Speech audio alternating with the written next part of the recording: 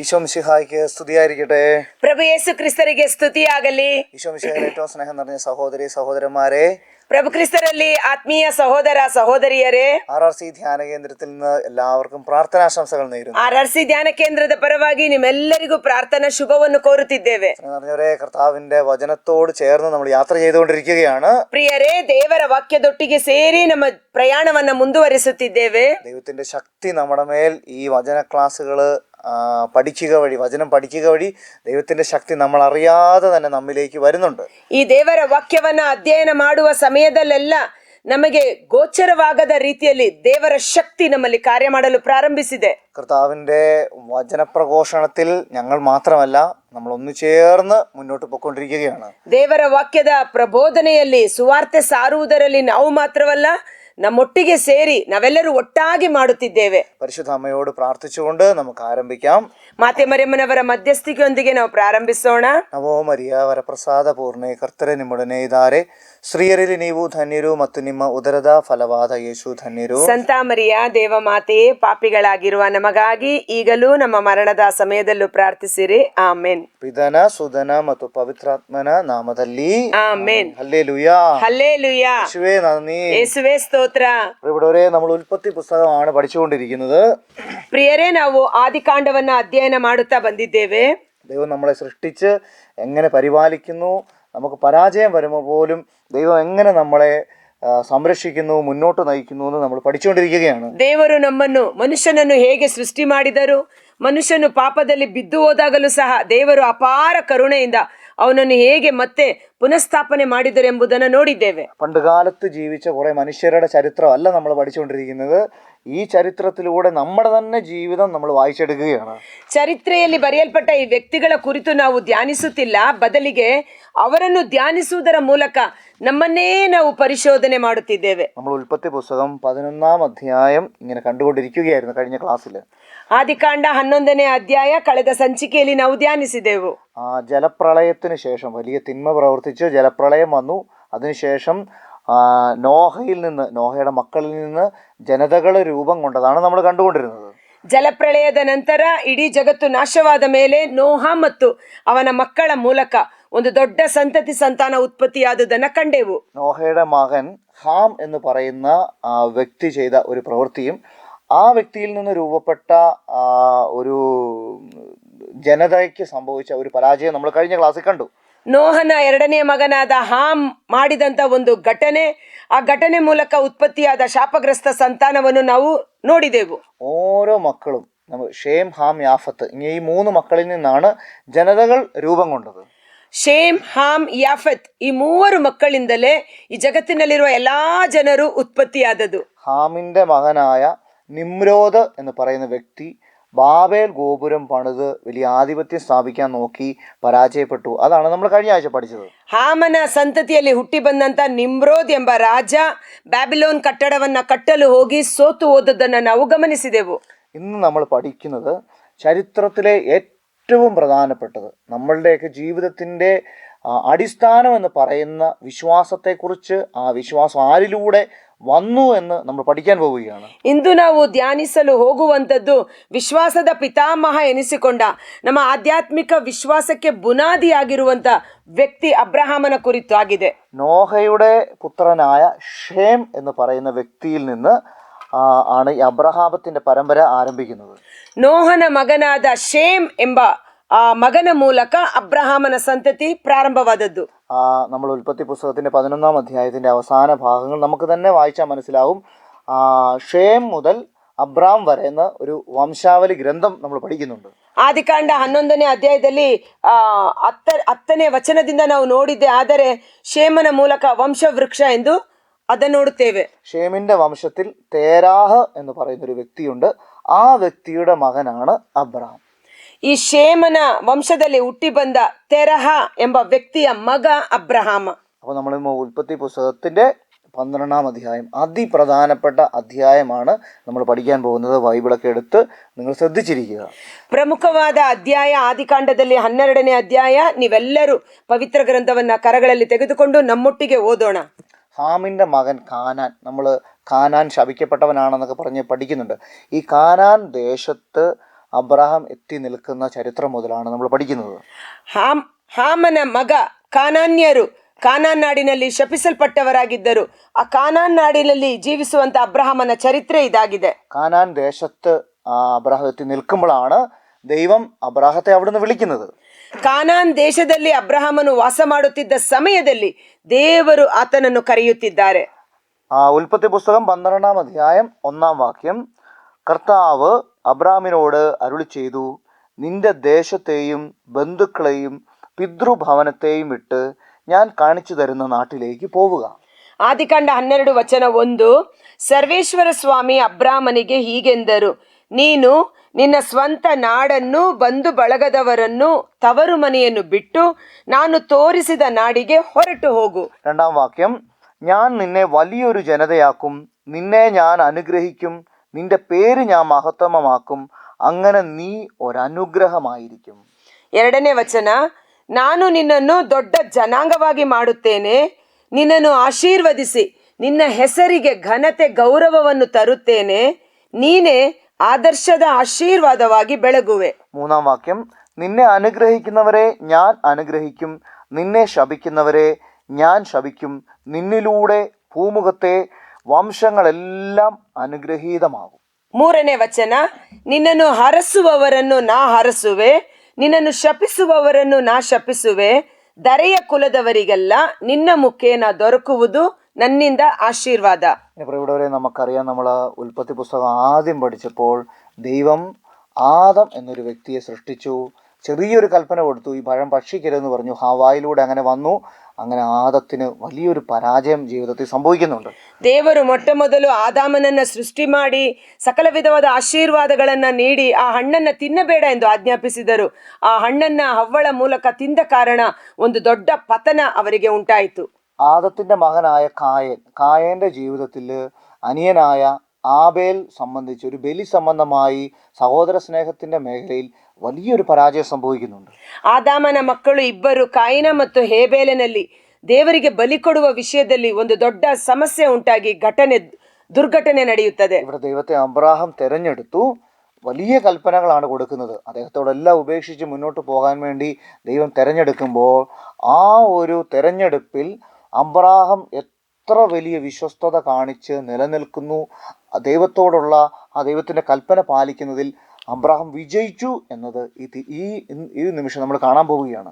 ಇಲ್ಲಿ ದೇವರು ಅಬ್ರಹಾಮನನ್ನ ಕರೆದು ಅವನಿಗೆ ಎಂತ ಒಳ್ಳೆಯ ದೊಡ್ಡ ಆಶೀರ್ವಾದವನ್ನ ಮಾಡುವಾಗ ಆ ಆಶೀರ್ವಾದವನ್ನ ತನ್ನದಾಗಿಸಿಕೊಳ್ಳಲು ಅಬ್ರಹಾಮನು ಯಾವ ರೀತಿ ಜೀವಿಸಿದ ಎಂಬ ವಿಷಯವನ್ನ ನಾವಿಲ್ಲಿ ನೋಡುತ್ತೇವೆ. 12-ാം അധ്യായത്തിൽ 1-ാം വാക്യത്തിൽ നമ്മൾ കണ്ടത്, നിന്റെ ദേശത്തെയും പിതൃഭവനത്തെയും ബന്ധുക്കളെയും വിട്ട് ഞാൻ കാണിച്ചു തരുന്ന ദേശത്തേക്ക് പോകാൻ ദൈവം പറയാണ്, നീ എല്ലാം ഉപേക്ഷിച്ച് ഞാൻ കാണിച്ചു തരുന്നിടത്തേക്ക് പോകാൻ. 1ನೇ ವಚನದಲ್ಲಿ ನಾವು ನೋಡಿದೆವು, ನಿನ್ನ ಬಂಧು ಬಳಗ ಸ್ವಂತ ಮನೆ ಎಲ್ಲವನ್ನ ಬಿಟ್ಟು ನಾನು ತೋರಿಸಿದ ಸ್ಥಳಕ್ಕೆ ಹೋಗು. അബ്രഹാത്തെ കുറിച്ച് നമുക്കറിയാം, വിശ്വാസികളുടെ പിതാവെന്നാണ് നമ്മുടെ പൂർവ്വ പിതാവ്, വിശ്വാസികളുടെ പിതാവ്. പഴയ നിയമവും പുതിയ നിയമവും ഒക്കെ ചൂണ്ടിക്കാണിക്കുന്ന ഏറ്റവും വിശ്വാസത്തിന്റെ നല്ല ഉദാഹരണം അബ്രാഹമാണ്. ಅಬ್ರಹಾಮನು ವಿಶ್ವಾಸದ ಪಿತಾಮಹ ಎಂದು ಗೌರವಿಸುತ್ತೇವೆ. ಹಳೆಯ ಒಡಂಬಡಿಕೆಯಲ್ಲಿ ಹೊಸ ಒಡಂಬಡಿಕೆಯಲ್ಲಿ ವಿಶ್ವಾಸಕ್ಕೆ ದೊಡ್ಡ ಸಾಕ್ಷಿಯಾಗಿ ನಿಲ್ಲುತ್ತಾರೆ. അതായത് മനസ്സിലാക്കാൻ കഴിയാത്തത്, ബുദ്ധിക്ക് നിരക്കാത്തത്, മനുഷ്യ ശക്തിക്ക് അസാധ്യമായത് അബ്രാഹാം കണ്ണുമടച്ച് ദൈവത്തെ വിശ്വസിച്ച് ചെയ്യുകയാണ്.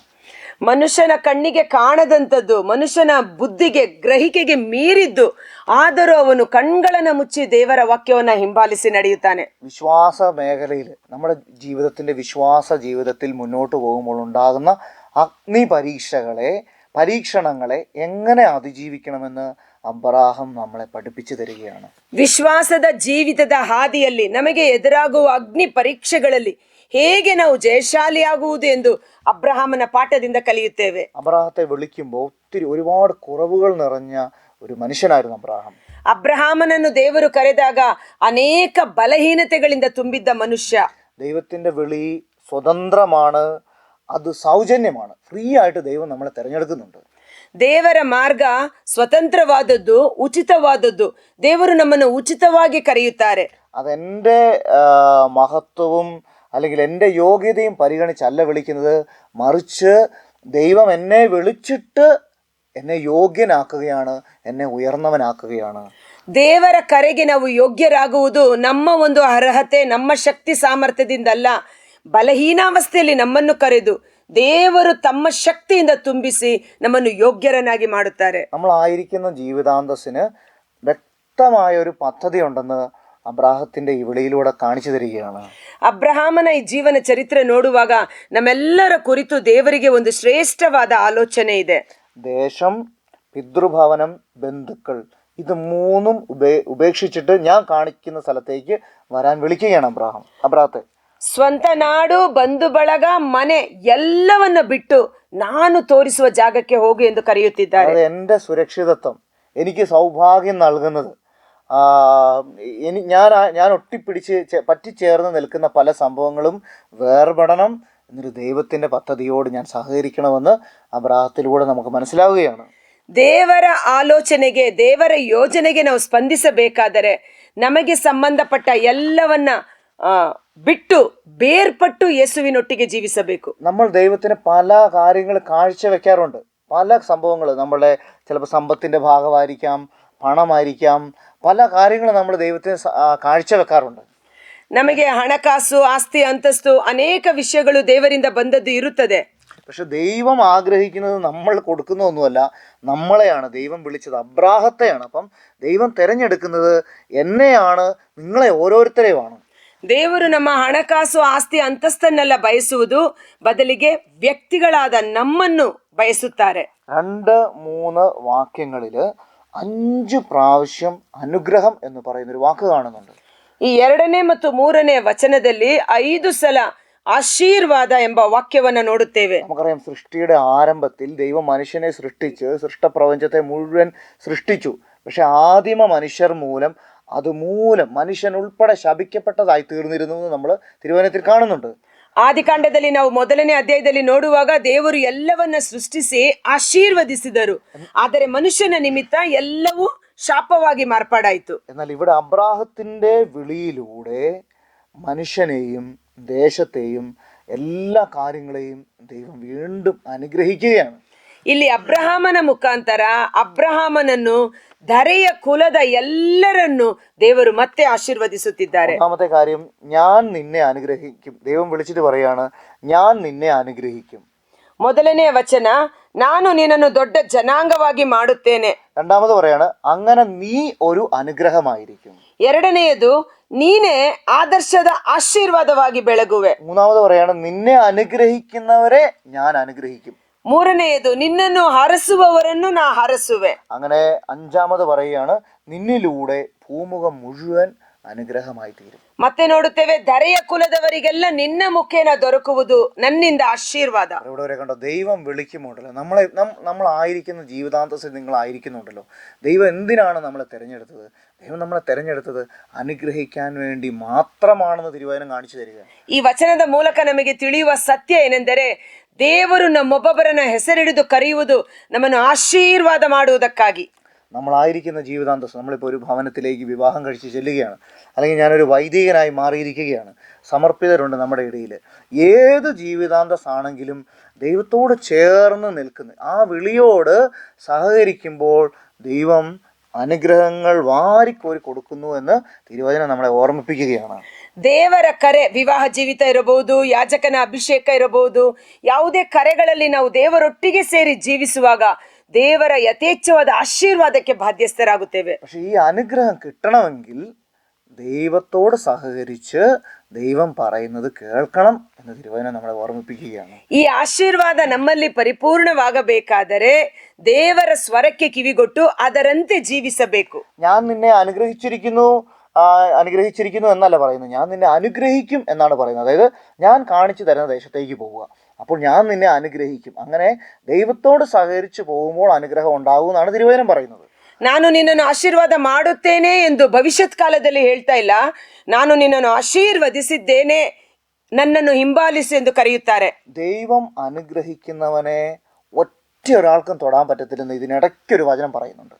ದೇವರು ಆಶೀರ್ವದಿಸಿದ ವ್ಯಕ್ತಿಯನ್ನು ಯಾರು ಏನು ಮಾಡಲು ಸಾಧ್ಯವಿಲ್ಲ ಎಂದು ಮತ್ತೊಂದು ವಚನ ಇಲ್ಲಿ ನೋಡುತ್ತೇವೆ. 12ാം അധ്യായത്തിന്റെ 4ാം വാക്യത്തില് നമ്മൾ കാണുന്നുണ്ട്, മൂന്നാം വാക്യത്തിൽ നിന്നെ അനുഗ്രഹിക്കുന്നവരെ ഞാൻ അനുഗ്രഹിക്കും. രണ്ട് അനുഗ്രഹം ഇവിടെ പറയുന്നത്. നിന്നെ അനുഗ്രഹിക്കുന്നവരെ ഞാൻ അനുഗ്രഹിക്കും, നിന്നെ ശപിക്കുന്നവരെ ഞാൻ ശപിക്കും. അതായത് ദൈവം അനുഗ്രഹിച്ചവനെ ആരെങ്കിലും ശപിച്ചാൽ ದೈವಂ ಅವನೇ ಶಪಿക്കുന്നു പറയുകയാണ്. ಮೂರನೇ ವಚನದಲ್ಲಿ ನಾವು ನೋಡುತ್ತೇವೆ 2 ವಾಕ್ಯ.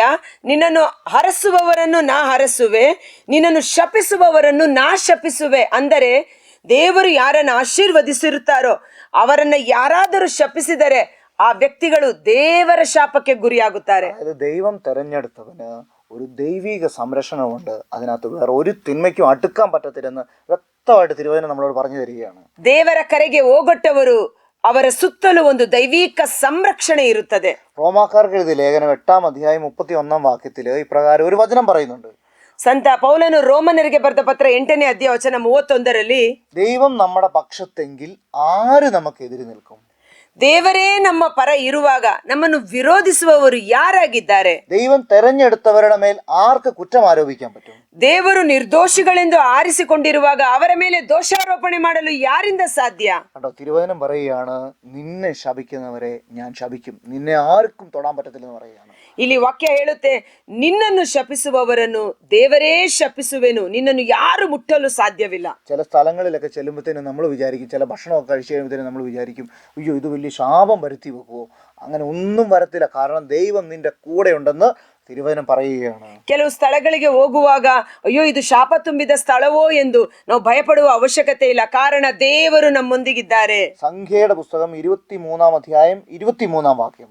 ಸಂಖ್ಯಾಕಾಂಡ 23ನೇ ಅಧ್ಯಾಯ ವಚನ 23. യാക്കോബിന് ആഭിചാരം ഏൽക്കുകയില്ല, ഇസ്രായേലിനെതിരെ ക്ഷുദ്രവിദ്യ ഫലിക്കുകയില്ല. ಯಾಕೋಬನ ವಿರುದ್ಧ ಮಾಟ ಮಂತ್ರವಿಲ್ಲ, ಇಸ್ರಾಯೇಲನ ವಿರುದ್ಧ ತಂತ್ರ ಮಂತ್ರಗಳಿಲ್ಲ. യെശയ്യാ 54:17 പറയുകയാണ്, നിന്നെ ഉപദ്രവിക്കാൻ ഉണ്ടാക്കിയ ഒരായുധവും ഫലപ്രദമാകത്തില്ല. ಯೆಶಾಯ 54:17ರಲ್ಲಿ ನಿನಗೆ ವಿರುದ್ಧವಾಗಿ ಉಪಯೋಗಿಸುವ ಎಲ್ಲ ಆಯುಧಗಳು ನಿಷ್ಕ್ರಿಯವಾಗುತ್ತದೆ. നിനക്കെതിരെ വിധി പ്രസ്താവിക്കുന്ന എല്ലാ നാവുകളെയും ദൈവം ഖണ്ഡിച്ചു കളയും, നശിപ്പിച്ചു കളയും എന്ന് പറയുകയാണ്. ನಿನಗೆ ವಿರುದ್ಧವಾಗಿ ಸುಳ್ಳಾಡುವ ನಾಲಿಗೆ ಸೇದಿ ಹೋಗುವುದು. കണ്ടോ, അപ്പൊ ഈ വചനം അബ്രാഹത്തോട് പറയുന്നുണ്ടോ, നിന്നെ അനുഗ്രഹിക്കുന്നവരെ ഞാൻ അനുഗ്രഹിക്കും, നിന്നെ ആരേലും ശപിച്ച അവനിട്ട് പണി കിട്ടും, ഉറപ്പാന്ന് പറയുകയാണ്. ಸ್ವತಃ ಸರ್ವೇಶ್ವರನ ದೇವರೇ ಅಬ್ರಾಹಮನಿಗೆ ಹೇಳುತ್ತಾರೆ, ನಿನ್ನನ್ನು ಶಪಿಸುವವರನ್ನು ನಾನೇ ಶಪಿಸುವೆ. കേട്ടോ, അപ്പം നമ്മൾ വിചാരിക്കണം, നമ്മുടെ നിലനിൽപ്പ് എവിടെയാണെന്ന് ധ്യാനിക്കണം. നമ്മൾ മാമോദീസ സ്വീകരിച്ചവരാണ്, യേശു ക്രിസ്തുവിൻ്റെ രക്തത്താൽ വീണ്ടെടുത്തവരാണ്. ഇത് പഴയ നിയമത്തിൽ ദൈവം വിളിക്കുന്നു. പക്ഷേ ഇവിടെ യേശു ക്രിസ്തുവിൻ്റെ രക്തത്താൽ പാപത്തിൻ്റെയും ശാപത്തിൻ്റെയും എല്ലാ തരത്തിലുള്ള ബന്ധനത്തിൽ നിന്നും നമ്മൾ തിരഞ്ഞെടുക്കപ്പെടണം. ഈ വചനം കേട്ടുകൊണ്ടിരിക്കുന്ന നമ്മൾ ഈശോയുടെ രക്തത്താൽ തിരഞ്ഞെടുക്കപ്പെട്ടവരാണ്. അപ്പോൾ ഈശോയുടെ സംരക്ഷണത്തിലാണ് നമ്മൾ മുന്നോട്ട് പോകുന്നത്. ಈ ವಚನವನ್ನ ಕೇಳುವಾಗ ಹೊಸ ಒಡಂಬಡಿಕೆಯಲ್ಲಿ ಸ್ನಾನದೀಕ್ಷೆ ಸಂಸ್ಕಾರದ ಮೂಲಕ ಯೇಸುವಿನ ರಕ್ತದಿಂದ ಕ್ರಯಕ್ಕೆ ಕೊಳ್ಳಲ್ಪಟ್ಟಿರುವ ನಾವು, ಎಲ್ಲ ಪಾಪಶಾಪಗಳಿಂದ ಬಿಡುಗಡೆಯನ್ನು ಹೊಂದಿಕೊಂಡಿರುವ ನಾವು, ಯೇಸುವಿನ ದೈವಿಕ ಸಂರಕ್ಷಣೆಯಲ್ಲಿ ನಮ್ಮ ಜೀವನವನ್ನು ಧೈರ್ಯವಾಗಿ ಮುಂದುವರಿಸೋಣ. എന്നിട്ട് പറയാണ്, അത് കഴിഞ്ഞിട്ട് പറയാണ്, നിന്നെ വിളിക്കുമ്പോഴത്തേന് അടുത്ത ഒരു ക്വാളിറ്റി പറയാണ്, നിന്റെ പേര് ഞാൻ മഹത്വമാക്കും, ഉന്നതമാക്കും എന്ന് ദൈവം ഒരു വാഗ്ദാനം ഇവിടെ കൊടുക്കുന്നുണ്ട്. ಅಬ್ರಹಾಮನನ್ನ ಕರೆದಾಗ ದೇವರು ಹೇಳುತ್ತಾರೆ, ನಿನ್ನ ಹೆಸರಿಗೆ ಘನತೆ ಗೌರವವನ್ನು ತರುತ್ತೇನೆ. നമുക്കറിയാം 11-ാം അധ്യായത്തിൽ നമ്മൾ കണ്ടു, ബാബേൽ ഗോപുരം പണിത് അവര് തന്നെ നമ്മളുടെ പേര് നിലനിർത്താമെന്ന് പറഞ്ഞുകൊണ്ട് ബാബേൽ ഗോപുരം പണിതൊരു ഒരു കെണി അവർ ഒരുക്കി വെക്കുന്നത് നമ്മൾ കാണുന്നുണ്ട്. 11ನೇ ಅಧ್ಯಾಯದಲ್ಲಿ ಜನರು ಬ್ಯಾಬೆಲ್ ಗೋಪುರವನ್ನ ಕಟ್ಟಿದರು, ನಮ್ಮ ಹೆಸರು ಶಾಶ್ವತವಾಗಿರಬೇಕೆಂದು. മനുഷ്യൻ പേര് നിലനിർത്താൻ വേണ്ടി അവൻ അഹങ്കരിച്ച ഒരു ഗോപുരം പണിതപ്പോൾ ദൈവം അത് നശിപ്പിച്ച് അവന്റെ ഭാഷകളെ ഭിന്നിച്ചു കളയുന്നുണ്ട്. ಅಹಂಕಾರದಿಂದ ಮನುಷ್ಯ ತನ್ನ ಹೆಸರನ್ನ ಶಾಶ್ವತವಾಗಿರಿಸಿಕೊಳ್ಳಬೇಕೆಂದಾಗ ದೇವರು ಆ ಯೋಜನೆಯನ್ನ ನಿರ್ನಾಮ ಮಾಡಿದರು. നമ്മൾ ഇവിടെ തിരുവചനത്തിൽ കാണുകയാണ്, ദൈവം പറയാണ്, ഞാൻ നിന്റെ പേര് മഹത്വമാക്കുമെന്ന്. ಆದ್ರೆ ಇಲ್ಲಿ ವಚನ ಹೇಳುತ್ತೆ, ನಾನು ನಿನ್ನ ಹೆಸರಿಗೆ ಘನತೆ ಗೌರವವನ್ನು ತರುತ್ತೇನೆ. നമ്മളൊന്നും ചെയ്യേണ്ട കാര്യമില്ല. ദൈവത്തിന്റെ കൽപ്പന പാലിച്ചാൽ ദൈവം നമ്മളെ ഉയർത്തിപ്പിടിച്ചുകൊള്ളും. ನಾವೇನೂ ಮಾಡಲು ಬೇಕಾಗಿಲ್ಲ. ದೇವರ ವಾಕ್ಯವನ್ನ ನಾವು ಎತ್ತಿ ಹಿಡಿದರೆ ದೇವರು ನಮ್ಮ ನಾಮವನ್ನ ಮಹಿಮೆ ಪಡಿಸುತ್ತಾರೆ. അത് കഴിഞ്ഞ് കാണുകയാണ്, നിന്നിലൂടെ ഭൂമുഖത്തെ വംശം മുഴുവൻ അനുഗ്രഹീതമാകുന്നു. ಮತ್ತೊಂದು ವಚನ ನೋಡುತ್ತೇವೆ, ನಿನ್ನ ಮುಖೇನ ಧರೆಯ ಕುಲದವರೆಲ್ಲರಿಗೂ ದೊರಕುವುದು ಆಶೀರ್ವಾದ. അതായത് സാർവത്രിക രക്ഷ. ലോകം മുഴുവനും ദൈവത്തിൻ്റെ മക്കളാണ് നമ്മളെല്ലാവരും. അത് ഏത് മതത്തിൽപ്പെട്ട ആളായാലും ദൈവത്തിൻ്റെ മക്കളാണ്. ഈ അബ്രാഹത്തിലൂടെ എല്ലാവരെയും രക്ഷിക്കും, അനുഗ്രഹിക്കും എന്ന് ദൈവം തിരുവചനത്തിലൂടെ ഓർമ്മിപ്പിക്കുകയാണ്. ನಾವೆಲ್ಲರೂ ದೇವರ ಮಕ್ಕಳಾಗಿದ್ದೇವೆ. ಅಬ್ರಹಾಮನ ಮುಖಾಂತರ ಧರೆಯಲ್ಲಿ ಜೀವಿಸುವ ಪ್ರತಿಯೊಬ್ಬರನ್ನು ದೇವರು ಆಶೀರ್ವದಿಸುತ್ತಾರೆ. വീണ്ടും നമ്മൾ 12-ാം അധ്യായത്തിന്റെ 4-ാം വാക്യത്തില് ഒരു പ്രധാനപ്പെട്ട കാര്യം കാണുകയാണ്. 4ನೇ ವಚನವನ್ನ ನೋಡೋಣ. കർത്താവ് കൽപ്പിച്ചതനുസരിച്ച് അബ്രാം പുറപ്പെട്ടു, ലോത്തും അവന്റെ കൂടെ തിരിച്ചു. ഹാരാൻ ദേശത്തേക്ക് വിട പറഞ്ഞപ്പോൾ അബ്രാമിന് 75 വയസ്സ് പ്രായമായിരുന്നു. ಸರ್ವೇಶ್ವರ ಹೀಗೆಂದು ಹೇಳಿದ ಮೇಲೆ ಅಬ್ರಾಮನು ಹೊರಟನು, ಲೋಟನು ಅವನ ಸಂಗಡವೇ ಹೋದನು. ಆ ಹಾರಾನ್ ಪಟ್ಟಣವನ್ನು ಬಿಟ್ಟು ಹೊರಟಾಗ ಅಬ್ರಾಮನಿಗೆ 75 ವರ್ಷಗಳಾಗಿದ್ದವು. ഒറ്റ വാക്കിലാണ് അബ്രഹാം ദൈവത്തിന് മറുപടി കൊടുക്കുന്നത്. ഒറ്റ വാക്കിലൂടെ എഴുതി വെച്ചിരിക്കുകയാണ്. ನೋಡು, ಒಂದೇ ವಚನ, ಸರ್ವೇಶ್ವರನ ಮಾತಿಗೆ ಕಿವಿಗೊಟ್ಟು ಅಬ್ರಹಾಮನು ಹೊರಟು ಬಂದನು. ഇവിടെ എഴുതി വെച്ചിരിക്കുകയാണ്, കർത്താവ് കൽപ്പിച്ചതനുസരിച്ച് അബ്രാം പുറപ്പെട്ടു. കണ്ടോ, കർത്താവ് കൽപ്പിച്ചതനുസരിച്ച് അബ്രാം പുറപ്പെട്ടു. ഒറ്റ വാക്യത്തിൽ എഴുതി വെച്ചിരിക്കുകയാണ്. ಸರ್ವೇಶ್ವರನು ಹೇಳಿದ ಮೇಲೆ ಅದರಂತೆಯೇ ಅಬ್ರಹಾಮನು ಹೊರಟು ಬಂದನು ಎಂದು ಬರೆಯಲಾಗಿದೆ. ഇവിടെയാണ് ദൈവത്തിൽ നമ്മൾ വിശ്വാസം പ്രകടിപ്പിക്കേണ്ടത്. എവിടേക്കാണ് പോകേണ്ടതെന്ന് അറിയില്ല, സ്വന്തമായിട്ട് കണക്കുകൂട്ടലുകളില്ല, സുരക്ഷിതത്വം ഒന്നും നോക്കുന്നില്ല. ദൈവം പറഞ്ഞു, ദൈവത്തോടു കൂടെ അങ്ങ് പുറപ്പെടുന്നു. ನೋಡಿ, ಇದಾಗಿದೆ ದೇವರನ್ನ ಹಿಂಬಾಲಿಸುವುದು.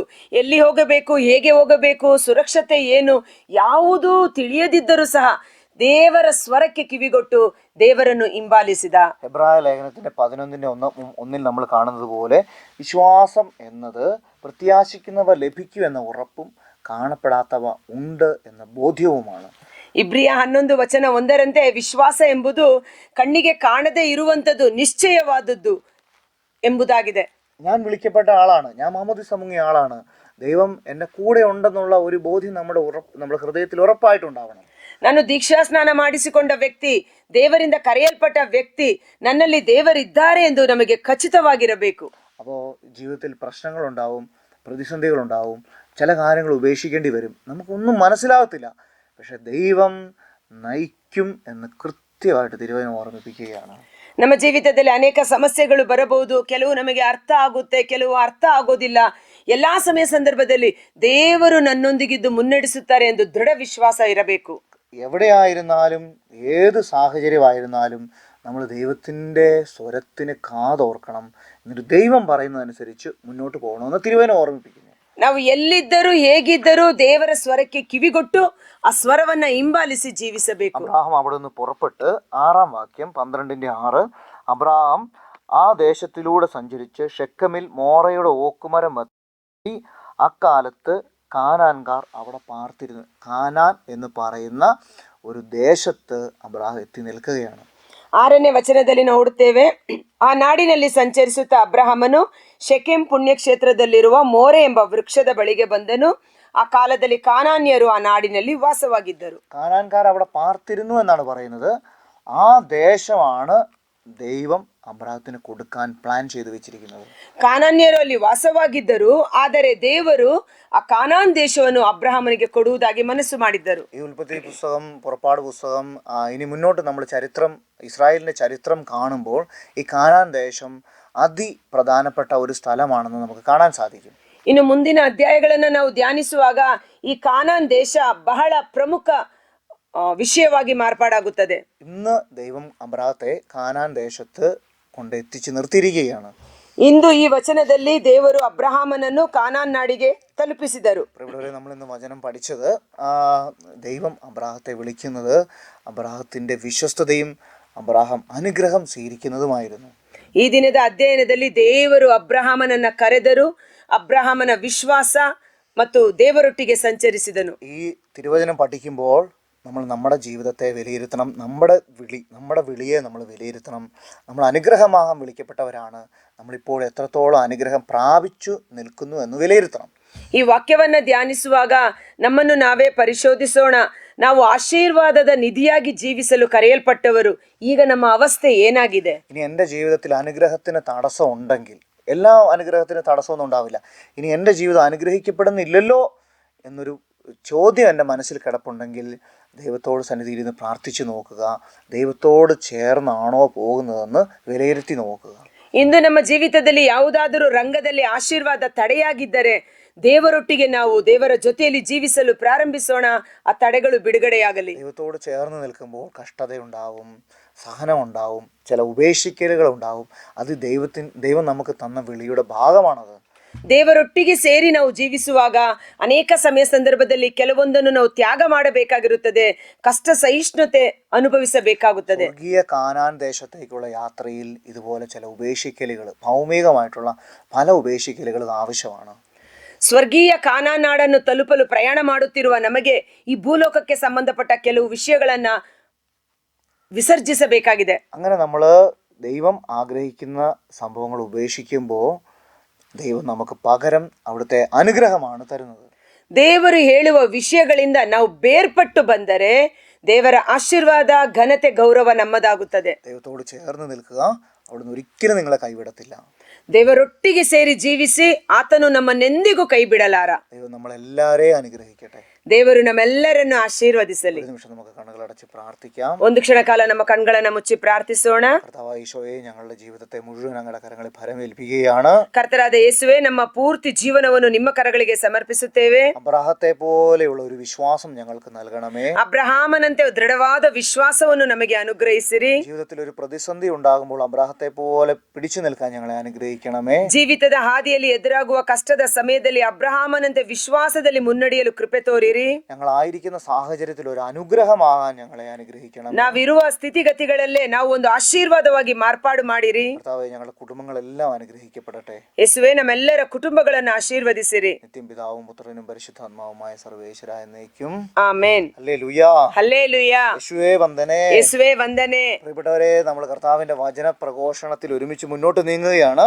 ಪ್ರಿಯರೇ, ನಾವು ದೇವರ ವಾಕ್ಯವನ್ನ ಪ್ರಬೋಧನೆಯಲ್ಲಿ ಗಟ್ಟಿಯಾಗಿ ಎತ್ತಿ ಹಿಡಿಯೋಣ. നിങ്ങൾ ലോകത്ത് നിങ്ങൾക്ക് അറിയാവുന്നവർക്കെല്ലാം ഷെയർ ചെയ്ത് കൊടുക്കണം. ಈ ಲೋಕದಲ್ಲಿ ನಿಮಗೆ ತಿಳಿದಿರುವ ಎಲ್ಲರಿಗೂ ಈ ವಚನ ಶುಶ್ರೂಷೆಯನ್ನು ಶೇರ್ ಮಾಡಿಕೊಡಿ. അങ്ങനെ കർത്താവ് നമ്മളുടെ ജീവിതത്തെ മുഴുവൻ അനുഗ്രഹിക്കട്ടെ. ದೇವರು ನಮ್ಮೆಲ್ಲರ ಜೀವಿತವನ್ನು ಆಶೀರ್ವಾದವಾಗಿ ಮಾರ್ಪಡಿಸುತ್ತಾರೆ. നിങ്ങൾക്ക് വേണ്ടി പ്രത്യേകം പ്രാർത്ഥിക്കുന്നുണ്ട്. ನಾವು ನಿಮಗಾಗಿ ಪ್ರತ್ಯೇಕವಾಗಿ ಪ್ರಾರ್ಥಿಸುತ್ತಿದ್ದೇವೆ. ദൈവം നിങ്ങളുടെ ജീവിത സാഹചര്യത്തിൽ എപ്പോഴും കൂടെ ഉണ്ടായിരിക്കട്ടെ. ದೇವರು ನಿಮ್ಮ ವಿಶ್ವಾಸದ ಜೀವಿತದ ಹಾದಿಯಲ್ಲಿ ಸದಾಕಾಲ ನಿಮ್ಮೊಂದಿಗಿರಲಿ. നിങ്ങൾക്കൊരു നല്ല ദിവസവും നല്ല സന്തോഷപ്രദമായ ജീവിത സാഹചര്യങ്ങളും ആശംസിക്കുന്നു. Have A blessed day. God bless you all.